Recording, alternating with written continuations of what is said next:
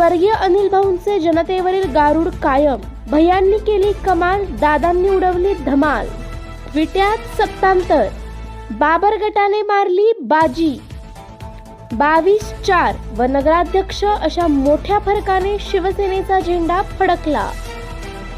50 वर्षांची पाटील गटाची सत्ता उद्ध्वस्त. दिग्गजांना धूळ चारत धनुष्यबाण विजयी.